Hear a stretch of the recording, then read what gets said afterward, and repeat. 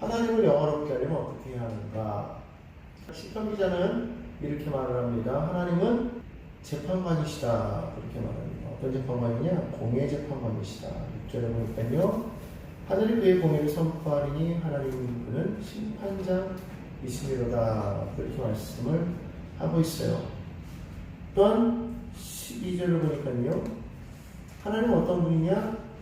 세계와 거기에 충만한 것이 내 것이미로다. 말씀하시면서 하나님이 모든 세상의 만물의 주인이 되심을 고백하고 계십니다. 하나님은 만유의 주가 되십니다. 또한 7절에 오니까 내 백성아 들을지어다. 그렇게 말씀하고 있죠. 우리의 왕이 되시는 하나님이심을 알 수가 있습니다. 그 하나님께서 오늘 뭐라고 말씀하시느냐? 7절에 계속 보면은요, 나는 하나님인데 곧 너의 하나님이다. 그렇게 말씀하셨습니다. 우리 하나님이 나의 하나님이 되어주시겠다는 거예요. 어떤 하나님이요? 재판장이시고, 공의의 재판관이시고, 공평하신 하나님, 그리고 모든 만물의 소유주가 되신 주인 되신 하나님, 왕이신 하나님이 우리의 하나님이 되어주시겠다 말씀하십니다. 이보다 더 큰 선물이 있을까요? 이보다 더 놀라운 일이 있을까요? 이것에 감격하지 않는다면 우리는 정말 헛된 것을 추구하고 있는 것이 아닌가 그렇게 생각되어집니다. 가장 귀한 것을 우리가 가지고 있으면서도 그것을 외면하고 그것보다 못한 것을 쫓아다니는 것과 같은 그런 모습이 바로 이것을 인정하지 않는 자의 모습이다라고 그렇게 말씀할 수가 있어요. 자, 오늘 그 하나님에 대해서 우리가 말하면서 시작했는데, 공의 재판관이시며 만유해 주시며 또 왕이신 그 하나님은 사실 그 자체만으로도 완벽하시죠. 부족한 것이 없으신 그러한 하나님이심을 알 수가 있습니다. 그 자체로서 완벽하다는 것은요, 무엇을 추가하지 않아도 완벽하다는 거예요. 다이아몬드 자체로 귀하죠. 금도 마찬가지입니다. 그 자체만으로 귀한 거죠. 거기에다 뭐 여러 가지 것을 더 추가해봤자 그것을 가치를 뭐 더 올리느냐? 사실 그건 아니에요. 그것이 있든 없든 그거의 자체의 가치는 그대로 우리가 인정을 하죠. 마찬가지입니다.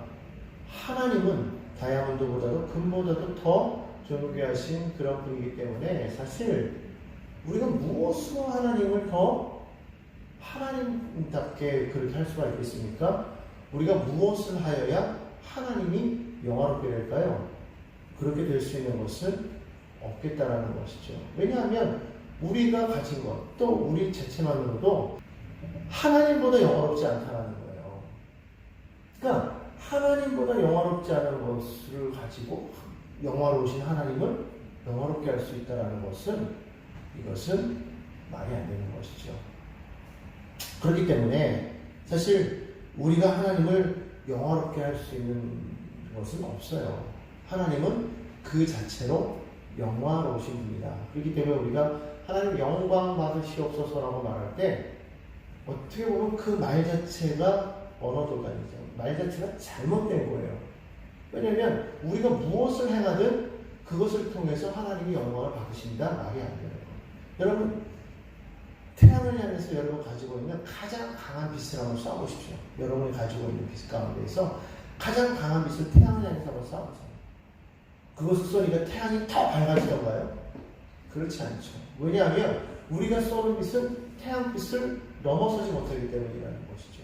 그렇기 때문에 마찬가지인 거예요. 우리가 하나님을 영화롭게 합니다. 우리가 행한 모든 것이 하나님을 영화롭게 합니다. 하나님을 빛나게 합니다. 라고 말할 수가 없다라는 거예요. 그런데 놀랍게도 성경에서는 오늘 시편 기자는 하나님을 영화롭게 할 수 있다고 그렇게 말하고 있어요. 두 가지로 말하는데 오늘 아까 우리가 읽었던 그 성도에 보면 나와 있죠. 첫 번째는 어떻게 할 때 하나님을 영화롭게 할 수 있다고 말하고 있습니까? 환난 날에 하나님께 부르짖으라고 그렇게 말하고 있는 거예요. 15절 볼까요? 환난 날에 나를 부르라. 환난 날에 나를 부르라. 내가 나를 건지리니 내가 나를 영화롭게 하리라. 그렇게 말씀하고 계세요. 하나님께 우리가 부르짖는데 언제 부르짖느냐? 환난의 날에 부르짖으라는 거예요. 이건 무엇을 말할까요? 하나님은 우리가 어떠한 역경, 어떠한 어려움에 처해도 능히 우리를 구원하실 수 있다라는 믿음의 고백을 말하는 거예요. 어떠한 환난의, 여기서 말하는 이 환난의 어떠한 크기나 환난의 그런 규모 아니면 환난의 어떤 종류를 말하고 있지 않아요. 환난 날이라고 말하고 있어요. 여러분이 당하고 있는 고난이 사람마다 다 다르지 않겠습니까? 그 크기가 다 다르지 않겠습니까? 하지만 크기가 다르고 뭐가 다 달라도 종류가 달라도 각자 개인이 겪는 그 환난의 무게는 똑같을 거라고 저는 생각해요. 어쨌든 어떤 환난 속에서도 하나님께 부르실 때 하나님께서 뭐 하시겠다? 건지시겠다. 그렇게 말씀하고 있죠. 그러니까 환난 날에 하나님 앞에 부르짖을 수 있는 사람은 어떤 사람이 부르짖을 수 있냐면 그럴 때 나를 하나님이 구원하실 수 있어 라고 고백하는 사람만이 부르짖을 수 있다라고 이렇게 말씀드릴 수가 있어요. 결국 어려움에 처했을 때 우리는 하나님을 찾을 수가 있다는 거예요. 그런데 하나님을 찾을 때 어떤 사람들은 그렇게 이야기할 수가 있어요. 뭐냐면 나 같은 사람이 감히 어떻게 하나님 앞에 이런 이야기를 할 수가 있을까? 감히 내가 뭐라고 그래서 못하는 사람들이 있어요. 그런데 오늘 성경은 그게 말씀하고 있는 거예요. 환난 날에 나를 부르라. 그럼 내가 너를 건지겠다. 그런데 그걸 통해서 우리가 하나님께서 영광을 받으시겠다. 그것이 나를 하나님을 영화롭게 한다. 그렇게 말씀하고 있다는 것이죠. 그렇기 때문에 오늘 정말 우리에게 필요한 건 뭐냐면 이 말씀을 믿고 어떠한 상황 속에서든지 우리는 하나님을 찾는, 하나님께 부르짖는 그런 사람이 되어야 될 줄로 믿습니다. 성경에 보면 많은 부분에서 그런 이야기들이 나와요. 어려움에 처했을 때 믿음의 사람들은 하나님께 부르짖었다는 거예요. 제가 좋아하는 그런 성구 중에 하나가 바로 이 아사왕의 이야기에 나오는 그 아사왕의 기도인데, 여러분 잘 아는 것처럼 아사가 유다의 왕이 되었을 때 사실 유다의 군사력도 그렇게 나쁘진 않았어요. 그런데 어느 날 이 구스의 세라가 쳐들어오죠. 근데 구스의 세라가 쳐들어왔을 때 성경을 보니까 그의 군대는요 무려 100만 명이나 되었다고 성경은 말하고 있어요. 병거가 300대나 되었다고 말하고 있죠. 반면에 유다에는 군사력이 유다 사람 30만 명과 베냐민 사람 28만 명을 합쳐서 58만 명의 군사가 있었어요. 숫자적으로 보면 큰 열세에 지금 놓여있는 거예요. 거진 절반밖에 안 되는 그런 수준의 군사력을 가지고 있었다는 거죠. 요즘에야 사람의 숫자보다는 어떤 무기를 가지고 있느냐에 따라서 군사력이 판단이 되어지지만 그 당시에는 그렇지 않지 않습니까? 고대의 전쟁은 사람 숫자의 많고 적음에 따라서 거의 승패가 결정이 났다는 거예요.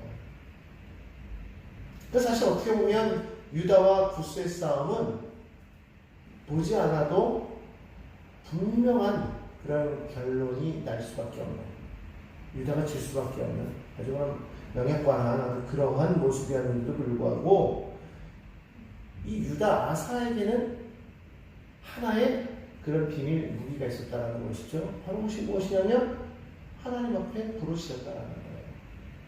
역대하 14장 11절을 보겠습니다.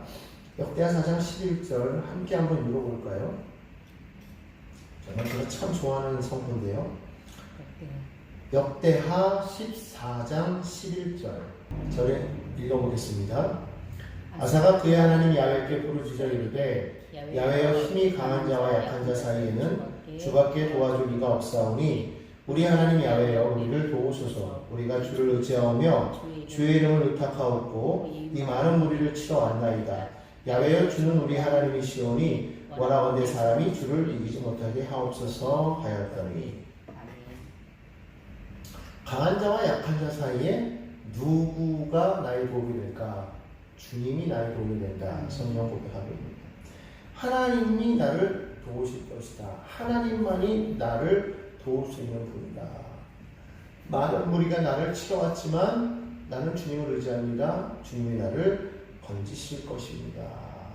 하나님이 나와 함께 하시니 사람이 우리를 이기지 못할 것입니다 라고 고백을 하고 있죠. 그랬더니 성경은 어떻게 말하고 있습니까? 하나님께서 구수 사람을 유다 사람들 앞에서 몰아내셨다고 그렇게 말하고 있어요. 명백한 유다의 승리가 되었다는 것이죠. 그것을 통해서 하나님이 살아계심을 보여주신 거 아니겠습니까? 블레셋과의 전쟁에서 요나단이 그의 병기된 자와 함께 쳐들어갈 때에 그가 고백했던 이야기가 있죠. 전쟁의 싸움의 승패의 결과는 사람이 많고 적음에 달려있지 않다라고 그는 고백했어요.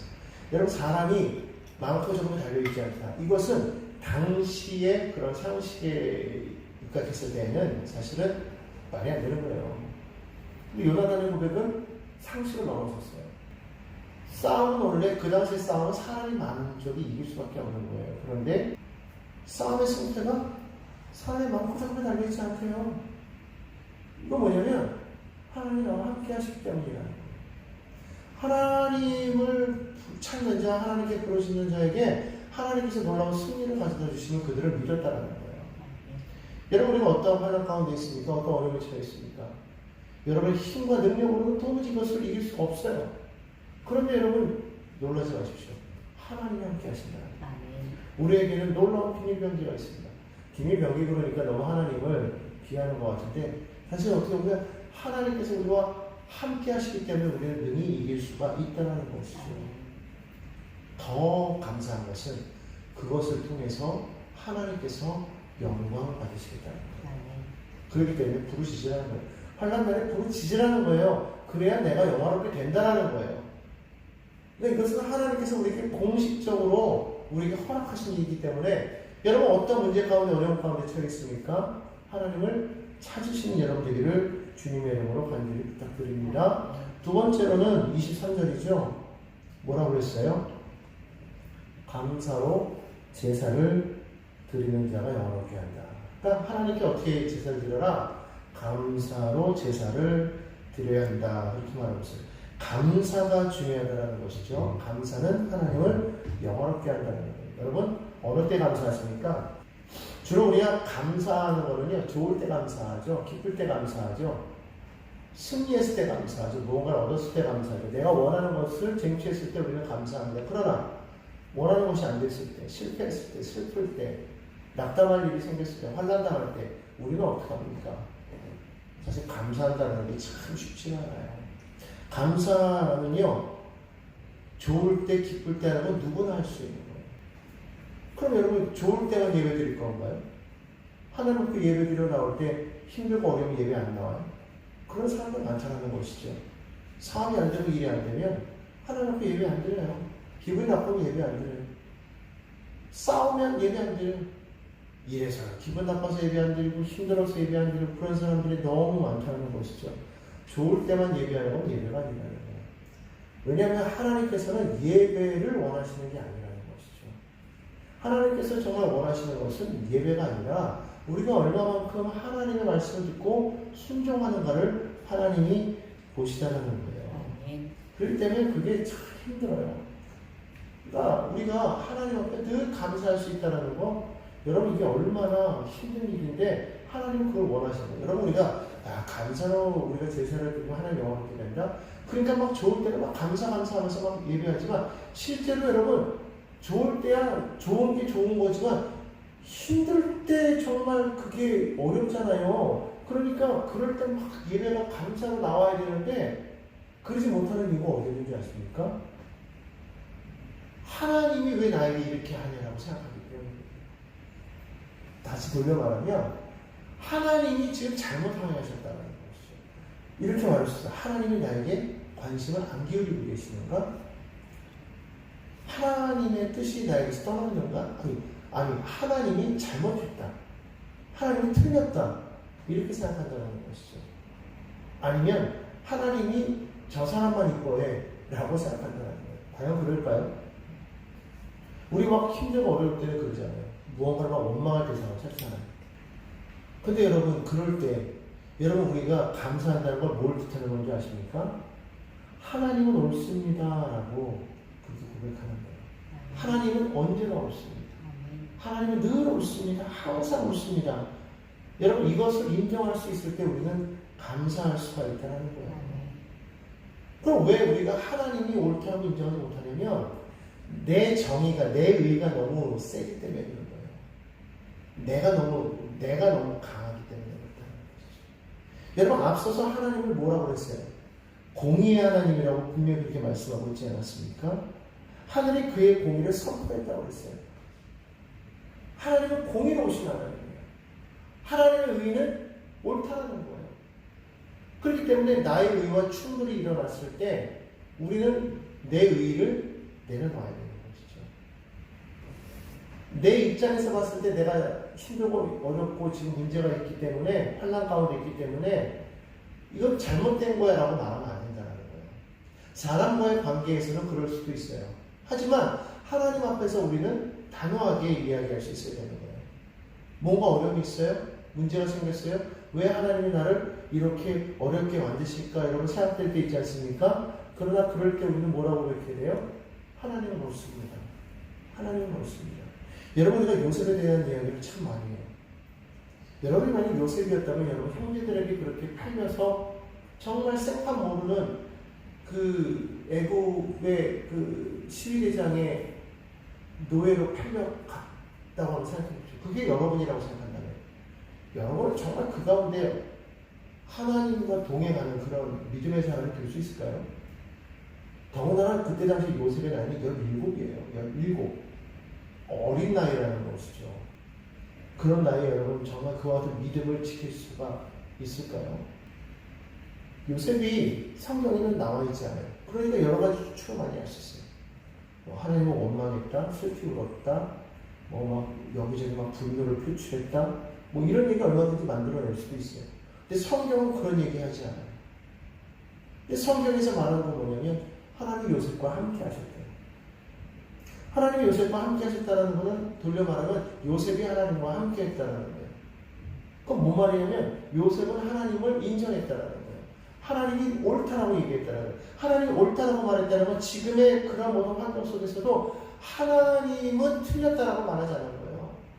비록 이렇게 왔지만 그럼에도 불구하고 하나님은 옳습니다라고 고백했다는 것이죠.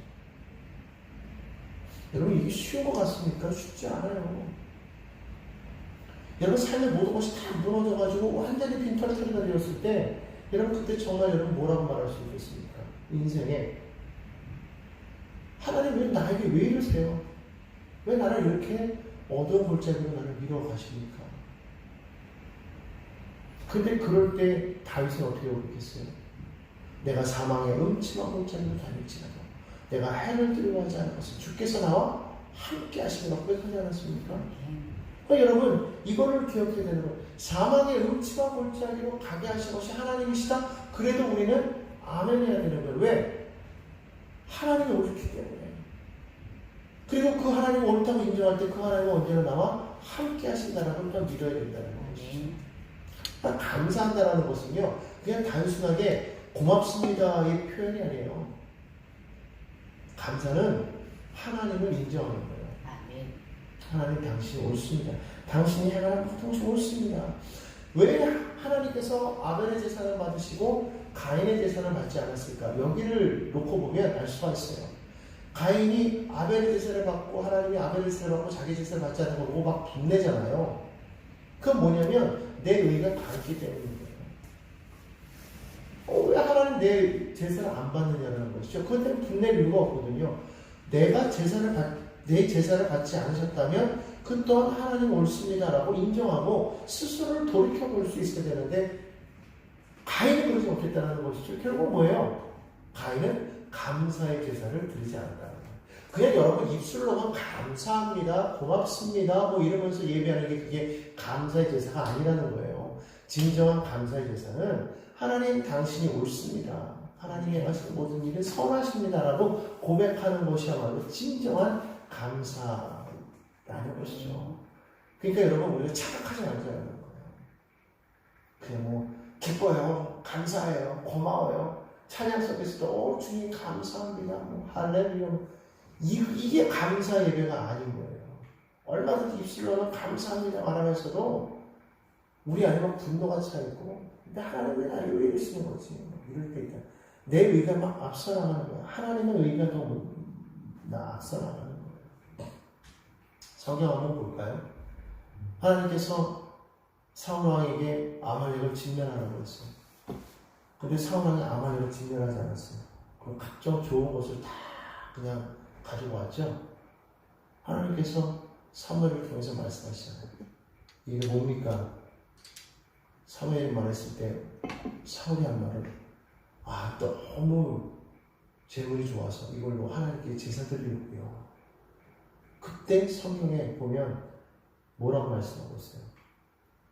하나님께서 제사를 기뻐하는 게 아니잖아요. 순종이 제사보다 낫고 듣는 것이 수양의 기름보다 낫다고 성경 말씀하고 있어요. 그러니까 순종이 제사보다 낫다. 이 말은 무슨 말이냐면 내 뜻은 이것더라도 하나님이 이렇게 말씀하시면 그게 맞습니다. 이렇게 말하는 거예요. 내 의, 내 판단, 내 생각, 하나님의 의, 하나님의 뜻, 하나님의 생각 딱 일치가 되지 않고 이것이 틀려졌을 때 내 생각은 내려놓고 하나님 당신이 옳습니다 하고 단호하게 걸을 수 있어야 되는 거예요. 그런데 우리는 뭐라 그래요? 분명한 이유가 있죠. 하나님 앞에 제사를 드리려고. 너무 좋아서 좋은 것을 하나님 앞에 드리려고. 근데 하나님은 그거를 기뻐하지 아니하신다. 왜 그러냐? 너의 의가 너무 강하다는 거예요. 하나님은 하나님이 당신의 그 말 듣기를 원하신다는 거예요. 결국 그게 뭐예요? 그게 감사의 제사예요. 그게 감사의 제사예요. 근데 오늘날 우리 그렇지 못하는 경우가 너무 많아요. 너무 많아요. 예배 가운데 나의 의가 너무나도 드러나는 것이죠. 나의 의라는 건 없어요. 우리에게서의 의는 오직 십자가밖에 없어요. 예수 그리스도밖에 없어요. 예수 그리스도가 하나님의 공의가 되는 거예요. 예수 그리스도가 십자가에서 행하신 그 모든 일들을 통해서 우리가 의롭다 함을 얻은 것이지 나의 의는 없다라는 것이죠. 그렇기 때문에 우리가 예배를 통하여서 우리가 온전히 할 수 있는 것은 뭐예요? 하나님 당신이 옳습니다. 오직 예수 그리스도를 통해서 나를 의롭게 하신 하나님, 나의 의는 아무것도 아니고 하나님께서 허락하신 의입니다. 고백하는 거죠. 그럼 나의 의를 드러낼 게 뭐가 있어요? 그런 점에서 봤을 때 왜 예수님께서 그 바리새인과 서기관들을 왜 책망하셨는지 알 수 있죠. 바리새인들이나 서기관들은 자기 의가 너무 강했단 말이에요. 성전 앞에 와서 기도할 때에도 자기들은 뭐 일주일에 몇 번씩 금식하고 뭐 어쩌고저쩌고 얘기하고 예물을 드릴 때도 아주 그냥 뭐 사람들 보는 앞에서 그냥 자랑하면서 드리고 반면에 그 가난한 과부는요 너무나도 자기가 부끄러우니까 막 가슴을 치며 통곡하면서 부끄러워서 어찌할 바를 모르고 눈물을 흘려가면서 참만 그 두레돈 드릴 때 정말 너무나도 창피하지만 그래도 그거라도 드리는 거예요. 근데 그 여인에게는 그게 어떻게 보면 생명이에요. 그 삶의 생활비야. 어떤 전부일 수도 있어. 그게 드렸어. 그게 뭐예요? 그게 감사의 제사 아닙니까? 하나님 그걸 기쁘게 받으시는 거. 그러니까 오늘도 마찬가지. 우리가 하는 모든 일들이 여러분 우리가 하나님 앞에 정말 예배를 드릴 때 예물을 드릴 때도 마찬가지고요. 뭘 해도 마찬가지. 그게 내 거라고 생각해서 드리면 하나님 앞에 막 자랑을 하잖아요. 뭐 헌금을 뭐 100만 원, 1000만 원, 뭐 1억씩 막 드리면 진짜 막 교회 안에서 어깨 피고 다니고 10,000원, 1,000원도 못하는 그런 사람들은 막 고개 숙이고 다니고 이건 아니라는 것이죠. 물론 내가 얼마든지 해야 될 거를 안 하면서 충분히 내가 10,000원 낼 수 있는 사람이 1,000원 내는 건 그건 아니에요. 10만 원 내야 될 사람이 10,000원 내면서 1,000원 내면서 그래도 주님이 작은 내 돈을 원하셨으니까 이거 아니라는 거예요. 그거 하나님 기만하는 것이지. 역시 그것도 마찬가지예요. 자기 거라고 생각하니까 그렇게 하는 것이죠. 그러니까 하나님 앞에 우리가 많이 드리냐 적게 드리냐 이게 아니라 정말 어떠한 마음으로 너희 마음의 중심이 무엇이냐 그걸 하나님 보신다는 거 아닙니까? 하나님이 중심을 보신다고 말씀하고 있지 않아요? 하나님께서는 예배가 중요한 게 아니라 하나님은 우리의 인생 가운데 하나님의 공의가 흘러넘치기를 원하셨다. 그래서 진짜 우리가 원하는 그런 제사를 하나님이 원하시는 제사가 무엇일까? 하나님은 정말 예배를 중요하게 여기시는 것이 아니기 때문에 미가서에 보면 6장 6절로 8절에 이렇게 말하잖아요. 내가 무엇을 가지고 야훼 앞에 나아가며 높으신 하나님께 경배할까? 내가 번제물로 1년 된 송아지를 가지고 그 앞에 나아갈까? 야훼께서 천천의 순양이나 만만의 강물 같은 기름을 기뻐하실까? 내 오늘을 위하여 내 마다들을 내 영혼의 주로 말미암아 내 몸의 열매를 드릴까? 근데 이렇게 말하잖아요. 사람아, 주께서 선한 것이 무엇임을 내게 보이셨나니 무엇이 선하냐? 야훼께서 내게 구하시는 것은 오직 정의를 행하며. 여러분이 정의가 뭔지 분명 앞에서도 말씀드렸어요. 하나님의 의를 말하는 거예요. 하나님의 의. 정의를 행하며 인자를 사랑하며 겸손하게 내 하나님과 함께 행하는 것이 아닙니다. 우리가 정말 하나님과 함께 행합니까? 정말 사랑하십니까? 정말 정의를 행하십니까? 그러지 아니할 때 하나님은 이렇게 말씀하세요. 아모스서 5장 21절을 보니까 내가 너희 절기들을 미워하여 멸시하며 너희 성회들을 기뻐하지 아니하나니 너희가 내게 번제나 소제를 드릴지라도 내가 받지 아니할 것이요 너희의 살진 희생의 화목제도 내가 돌아보지 아니하리라. 여러분 얼마나 무섭습니까? 우리가 하나님 앞에 예배드리지만 하나님께서 하지 말라는 거, 그치라는 거예요. 하지 마라, 하지 마라. 그 대신 너희가 해야 될 게 있다 이거예요. 내 앞에서 뭐 노래한다? 내 노래소리를 내 앞에서 그쳐라. 내가 비파를 타? 오늘 수많은 악기로 하나님을 찬양하잖아요. 내 비파 소리도 내가 듣지 않겠다. 하나님 말씀하시면서 뭐라고 해요? 오직 저기를 같이 공의를 마르지 않는 강같이 하게 할지어다. 여러분 이것이 단순히 사회적인 정의와 그런 어떤 의를 말하는 것이 아니라 하나님이 원하시는 그 의, 하나님의 공의, 예수 그리스도, 바로 예수가 하나님, 우리 앞에서도 우리 찬양했지만 예수가 바로 하나님의 의가 되시죠. 그 의를, 다시 말하면 예수 그리스도의 그 십자가의 그 사랑이 이 땅 가운데 온전히 흘러가게끔 그렇게 행하라. 주님 말씀하시는 말이에요. 오늘 이런 점에서 정말 우리가 그렇게 행할 때 그때 비로소 하나님보다 영화롭게 된다. 영화가 나으시다. 그러니까 단순히 하나님 감사합니다 라는 어떤 그런 입에 그 말도 안 되는 행위는 안 그러면서 입술로만 하는 그러한 번지르르한 그 고백의 감사가 아니라 바로 이러한 것, 이것이 진짜 감사라는 것이죠. 하나님 당신이 옳습니다. 당신이 주장하시는 것, 당신이 바라시는 것, 당신이 행하는 모든 것이 이 땅 가운데 이루어지기를 원합니다. 그렇게 되어지기를 원합니다. 그렇게 행하기를 원합니다. 그러한 제사를 드리기를 원합니다. 할 때 하나님께서 영광을 받으십니다. 오늘 우리는 정말 하나님의 백성으로서 하나님을 영화롭게 할 때 내가 연약하고 힘들어 환난 가운데 처했다고 우리가 하나님의 백성이 아닌 게 아니죠. 오히려 우리는 그럴 때 하나님께 구할 수 있어야 되고 하나님은 그때 우리를 구하신다고 하셨으니까 우리는 환난을 들어갈 것이 아니라 하나님 앞에 부르짖지 못함을 우리는 창피해야 되고 또 더 나아가서 하나님의 의를 이 땅 가운데 펼치지 못하는 것을 우리는 부끄러워야 돼요. 정말 하나님을 기쁘게 하고 하나님을 영화롭게 하기를 원하시는 그런 믿음의 백성들 되기를 원하십니까? 오늘 말씀을 생각하면서 정말 그렇게 하나님의 뜻을 이루어 나아가는 믿음의 백성들 다 되시기를 주님의 이름으로 간절히 축원합니다.